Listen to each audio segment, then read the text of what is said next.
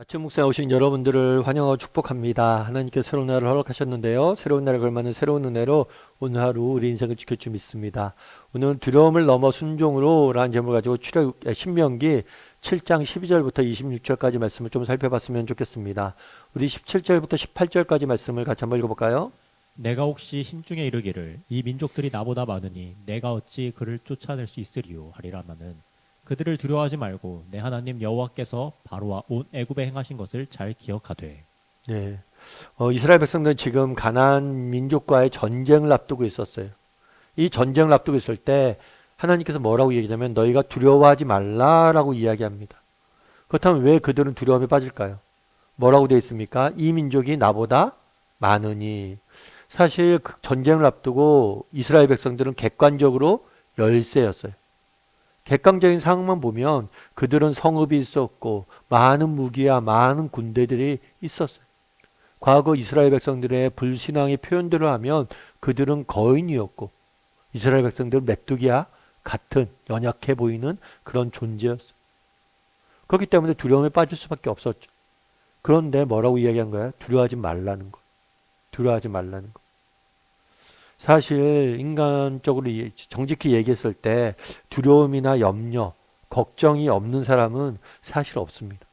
저도 목회자지만 저도 두려움과 걱정, 염려가 찾아올 때가 있어요. 정말 인생의 문제 앞에서 여러 가지 인생의 짐들 앞에서 두려움이나 염려나 걱정, 불안이 없는 사람은 없어요.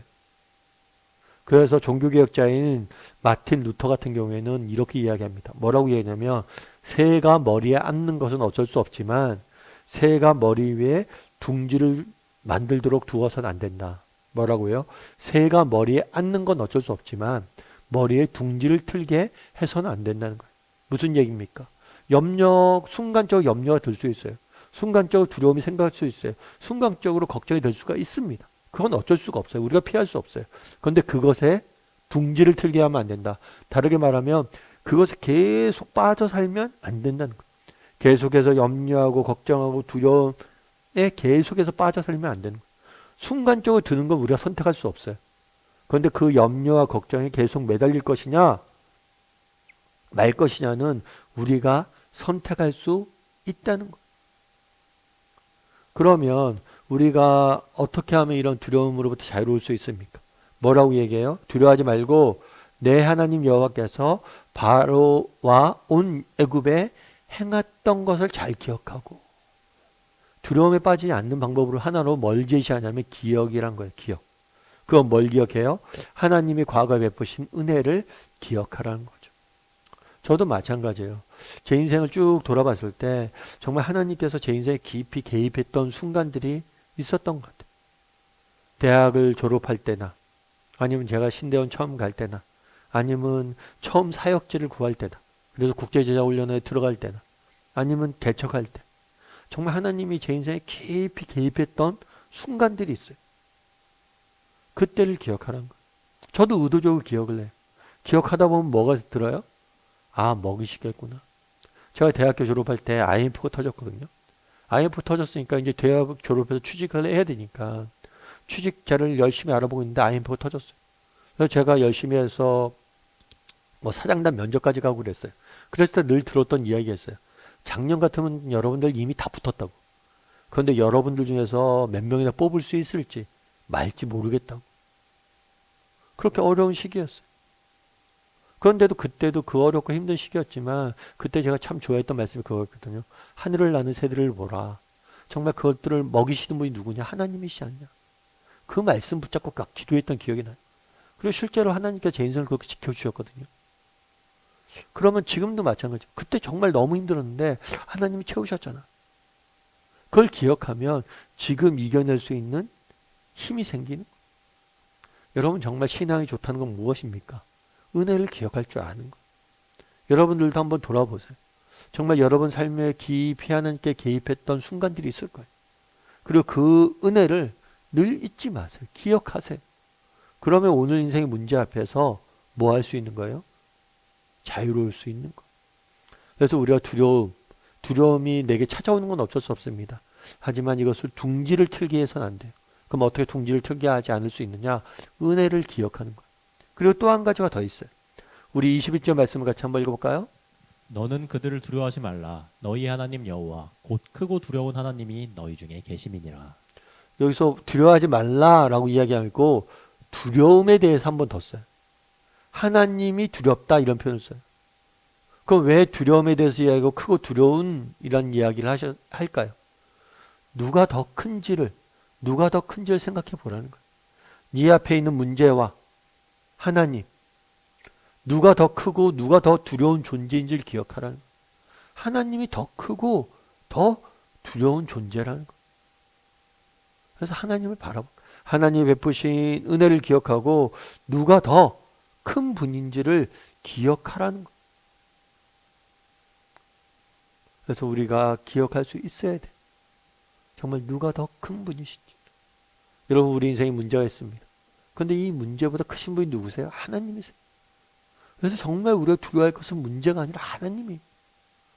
문제와 하나님이 있을 때 문제보다 크신 분이 하나님이심을 우리가 늘 기억해야 돼.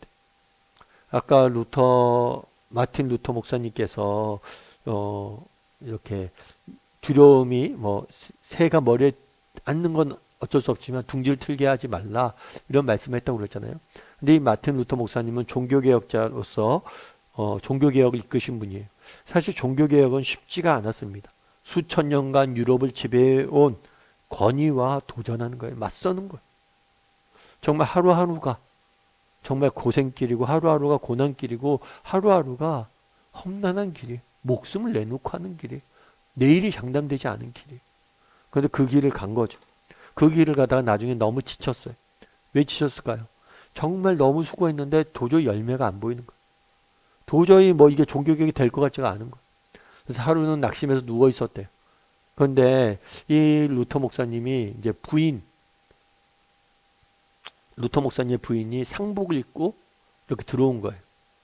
그래서 물은 거죠. 아, 오늘 왜 갑자기 검은 옷을 입었어? 누구 장례가 났어? 그랬더니만 부인이 대답한 거예요.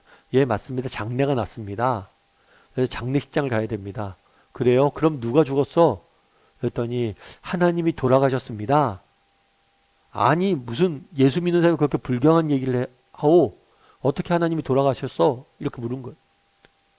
그랬더니 이 부인이 뭐라고 하냐면 하나님이 돌아가시지 않았다면 당신이 왜 이렇게 누워있냐는 거예요. 당신이 이렇게 낙심하고 누워있는 걸 보니까 하나님이 돌아가셔서 그런 것 같다고. 그런 거죠. 정말 우리 하나님이 살아계신데 왜 낙심하냐는 거예요. 정말 그 유럽을 지배하는 그 권위가 크지만 하나님보다 작은 거 아니냐고. 루터의 용기를 주기 위해서 그런 행동을 한 거예요. 정말 하나님이 돌아가시지 않는 이상 네가 왜 누워있냐고. 하나님이 계시다면 낙심할 이유가 뭐가 있냐고 말하는 거죠. 여러분, 우리도 마찬가지예요. 여러분, 우리가 직면한 문제보다 크신 분이 누구십니까? 하나님이세요. 이 사실을 우리가 신뢰해야 돼. 바라봐야 돼. 그럼 우리가 누워있지 않을 거예요. 낙심에 좌절해 있지 않아요. 쓰러져 있지 않아요. 왜요? 하나님이 계시잖아요. 그래서 이야기하는 거예요. 두려워 말고 크고 두려운 하나님이 너희 중에 있음을 기억하라는 거예요.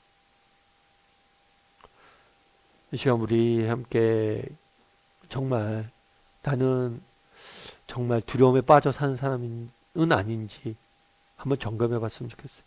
그래서 두려움과 불안과 염려가 내 마음에 둥지 틀지 않게 하기 위해서 노력할 줄 아는 사람이 되게 해달라고 됐으면 좋겠고, 이를 위해서 정말 하나님께 베푸신 은혜를 기억하고 우리 하나님이 문제보다 크다는 사실을 잊지 않고 하루하루 살아가는 저나 여러분이 되기를 주님의 이름으로 소원합니다.